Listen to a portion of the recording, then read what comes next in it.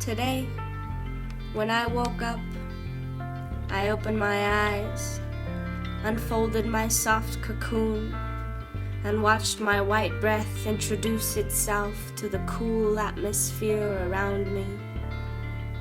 Today, when I woke up, I shook my hair freely, saw the dust of my dreams fall to my feet, speckles of the spirit world reflecting the rising sun. Last night I dreamed that I relinquished 4 senses but kept my ears open to listen to a voice, nothing more than a voice, just a voice. Listening to the tree of life whispering as she told me I was a vein in her cracked branches, and that her gnarled roots had been bursting and yearning to break free from the black soils of silence for ages. That her bark had been rattling like iron shackles, and that beneath was a restless mass of voices that were singing or screaming, professing or uprising, celebrating or bleeding, loving or hating. The tree of life spoke, and I listened as she said she was overwhelmed with the emotions of her children as they grabbed and shook at their cages inside her. She said, they need an ear to scream at, they need an ear to sing at.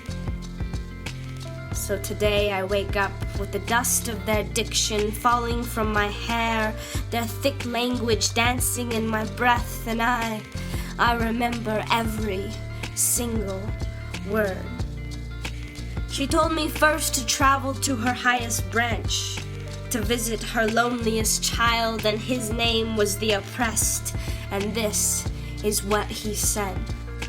I've been caged, doors locked and blindfolded, iron bars and cold cuffs clicked into imprisonment, pressurized while they pulled the belt tight on the straitjackets of my body, the straitjackets of my mind, enclosed, pinned to the ground by the all-encompassing gravity of my brother's dark heart.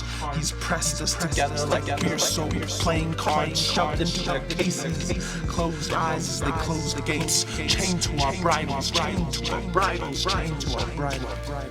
I listened to his aches, heard the tale of every culture effaced and made extinct as it tore at my psyche, and I needed to hear the sound of liberation.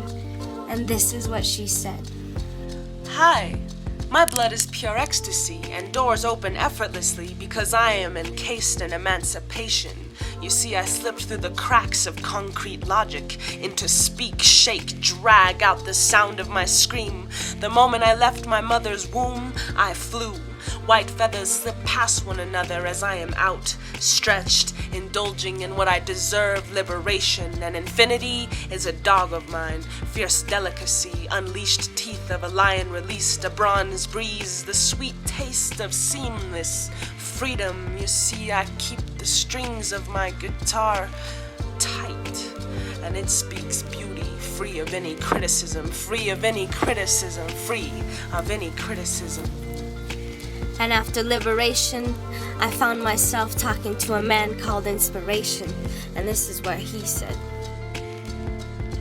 God's eternal boredom keeps my heart pumping, inexhaustible energy to exhaust my every emotion, endless motivation to write every poem. So my pen is full of anything, but my book is always going blank because the words like to crawl out of the pages and into my bones, which are pure, raw, passion, explosive, deadly, and devoted. So chiropractors snap lightning from my shoulder blades and sprout wilted flowers from my lower back. So I'm up, I'm bent backwards, and I like to skip dimensions like I was playing hopscotch on the sidewalk of eternity. And trust me, I refuse to be a fucking function of time. I got X, Y, Z and Omega planes and an ADD imagination, and only secrete verbs that radiate instant gratification. I am inspiration, I am inspiration, I am inspiration. Well, he was getting kind of crazy, so I went to see a little girl named Civilization, and this is what she told me.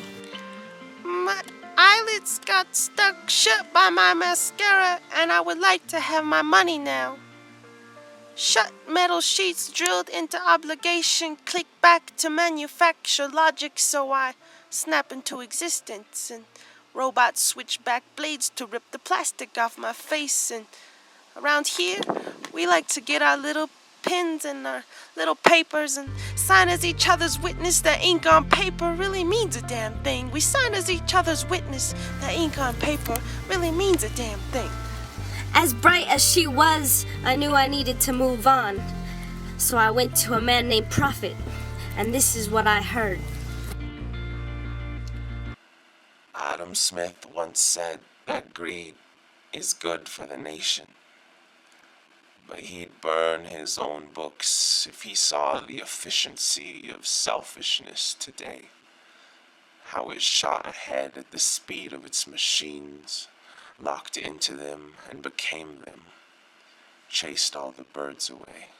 Tomorrow they will pour into their mouths the honey of the bees to quench an endless thirst. And, like they were born to do, they will adore the gorgeous taste of satisfaction. It's too bad that they will soon find their own sweet and succulent umbilical cord and sever themselves from her. A baby doesn't last very long without a mother. A baby doesn't last very long without a mother. You will hear of a dwelling place in the heavens above the earth that shall fall with a great crash, and it will appear as a blue star. Very soon after this, the ceremonies of my people will cease. The prophet was profound, but I knew that there were more voices that craved my ear's attention, so I moved on. And I accidentally stumbled upon hate, and this is what I heard.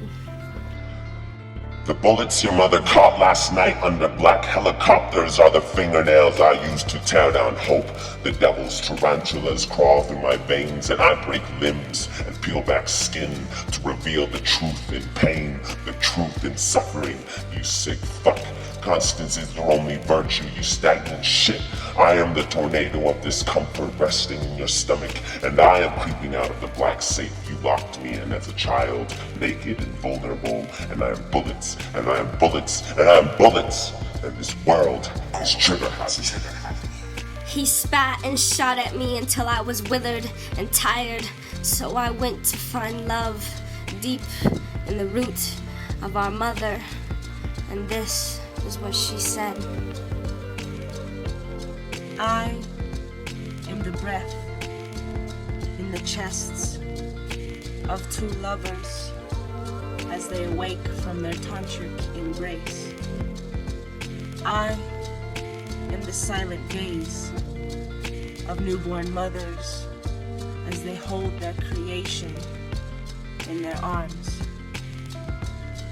I am the book of poems that he wrote to the woman who gave him her hibiscus kiss. Once, years ago, I was a soldier in the great armies of men. And then, one day, in the middle of the battlefield, I did drop my gun and saw how we are all on the same side. I love you. I love you. So dive into my heart, which is endless, and I'll show you the one and only element of the fabric of creation. I left on this note, awoke, and unfolded my soft cocoon to be here today,